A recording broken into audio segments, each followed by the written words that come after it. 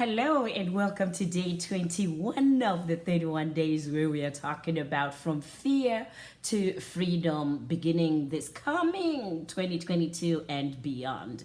So today I know you're probably looking at my hair and going, wait a minute, what happened to her hair? I just thought, well, there's a funny bone in me as well.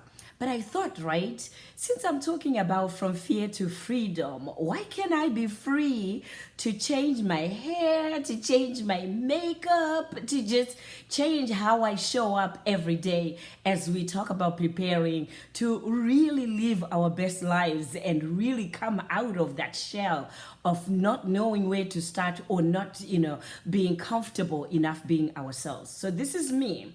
I'll tell you, even my patients, when I used to have my office open, they would come in and they didn't know who they were meeting from week to week because I changed my wigs, I changed my weaves, and then it doesn't help. Maybe it helps, I should say, that I have a sister who owns a hair salon. So she's always doing my hair and she was always weaving my hair. But now, because of the pandemic, she's making wigs. So I pretty much just say to her, I need one that has all this big hair that's coming out. Can you make one for me? And then she makes it in Boston and mails it to me in Florida. And then I go, okay, I just want a small afro that is just like with kinky hair. Can you make that for me? She makes it and froze it. She calls them custom made wigs. So it means you literally can tell her what you want. So that's a quick pitch for my sister's hair salon, Star Creations in Boston, Massachusetts. You'll find it. In fact, you know what? I'll put a link in here as well because now I just gave her, a prep up so that she can see that I'm actually wearing what I order, because then most of the time she's like, you're constantly ordering and changing things. Do you really wear all of them? And I do. So today I just wanted to show her as well as all of you that, you know what, there is this playful side of me. So welcome to day 21 of 31 days that we're talking about fear to freedom. What are we talking about today? We're going to be talking about starting over, rebooting your life when it seems too late. Oh, that's why. At 56 years old, right? You'll be amazed at how many people are saying, yeah, it's too late. It's too late for me to do what I want. Well, I'm 56 and I can't wait to turn 57 in March, because then it's never too late. That's when life is beginning to be so much fun and exciting. Everyone goes through changes in life, whether it be aging, emotional changes, maturing changes, retiring, parenthood, or even entering or leaving a relationship. Those are changes that affect how we move on and how we decide to change our lives. So some of us seem to embrace, those chances better, and some people might not embrace those changes or chances in a way that is, moving them forward. It doesn't mean that they're, that it's difficult, it changes, but life affects us in different ways, and how we handle it really differs from one person to, another. So you've likely also been in a situation where you felt like, you know what, things are not working out. So whether it's been in your personal life or it's been in your career or even in your business, many of us have been in that place where you feel stuck, you're unhappy, you just don't know whether you should get out or stay in. You're not alone, and change is definitely possible. How do you do that?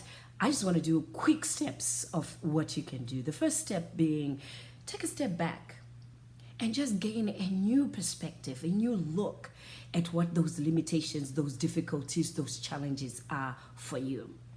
And the second thing, identify exactly what challenges you're facing. Write them down, list them up. What is it that you foresee as the challenges that get in the way of you making the changes that you want to make? Or the challenges that you think you're living with and you can't take them anymore and they need to be changed. What are those challenges?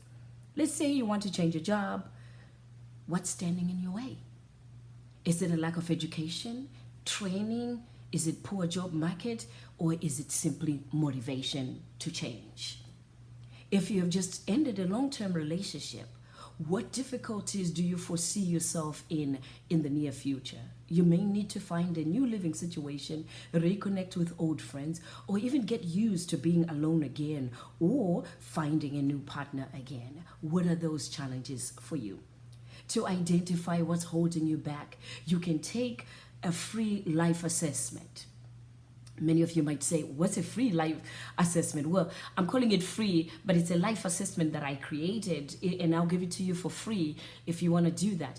It will help you take a tally or take a closer look at every aspect of your life, and then see what we are calling challenges that you might not probably name. You might not be able to name right at the top of your head, but once you take this assessment, you'll be like, oh, okay, I see now. These are some of the things that I would like to change. So if you want to have that clarity and you want to take that quick life assessment, please let me know. I have a link in the comments that will help you, just send a quick message to me and say, hey, could you send me that life assessment? And I'll go ahead and send it to you. So either you can inbox me as well, or you can contact me via that link that's in the comment.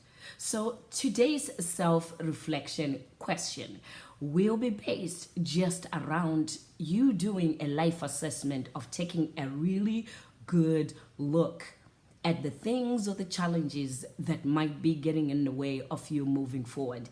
Age is nothing but just a number. So that's not even an option for you to say, I'm too old or it's too late. That is not the excuse or a reason that we're going to allow you to not move forward with your life and do or live the best life that is ahead of you. Once again, my name is Dr. STEM, and as I always say, be encouraged.